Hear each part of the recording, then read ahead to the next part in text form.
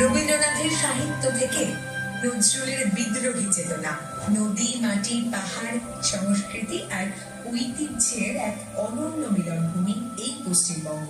কিন্তু এই পশ্চিমবঙ্গ কি এমন থাকতো ডক্টর শ্যামাপ্রসাদ মুখার্জি না থাকলে? ইতিহাস সাক্ষী দেশভাগের অনিশ্চয়তা আর রাজনৈতিক টানাপোড়েনের মাঝে এক কঠিন প্রশ্নের সামনে দাঁড়িয়েছিল বাংলা। এই সংকটের সময় বাংলা ও বাঙালির শালীর স্বার্থ রক্ষার দাবিতে সোচ্চার হন ডক্টর শ্যামাপ্রসাদ মুখার্জি। অবিভক্ত বাংলার হিন্দু অধ্যুষিত অঞ্চলকে ভারতের অন্তর্ভুক্ত রাখার দাবিতে অনড় ছিলেন এই বঙ্গ সন্তান।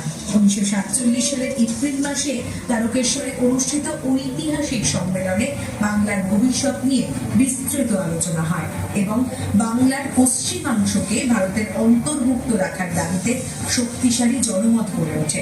ইতিহাসের সেই স্মরণীয় অধ্যায়ের সাক্ষী তারকেশ্বর আজও বহন করে পশ্চিমবঙ্গ গঠনের সংগ্রামের এক গুরুত্বপূর্ণ স্মৃতি।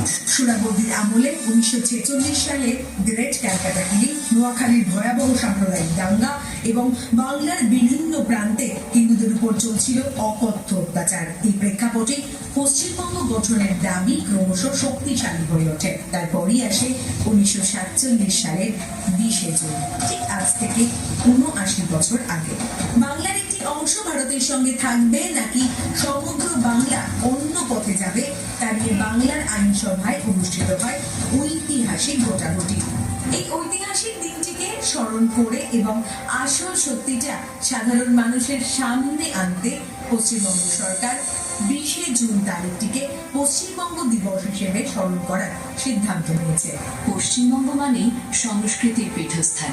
এখানেই জন্ম নিয়েছেন বিশ্বকবি রবীন্দ্রনাথ ঠাকুর, রামকৃষ্ণ পরমহংসদেব, স্বামী বিবেকানন্দ, মা সারদা দেবী সহ অসংখ্য মনীষী।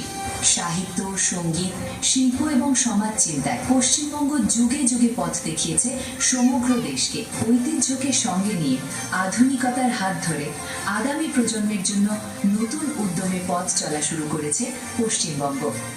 পশ্চিমবঙ্গ দিবস শুধুমাত্র একটি দিন নয়, এই দিনটি আমাদের শুধু গৌরবের ইতিহাস স্মরণ করায় না, ইতিহাস থেকে শিক্ষা নেওয়ার কথাও মনে করিয়ে দেয়। তাই এই 20 জুন তারিখটি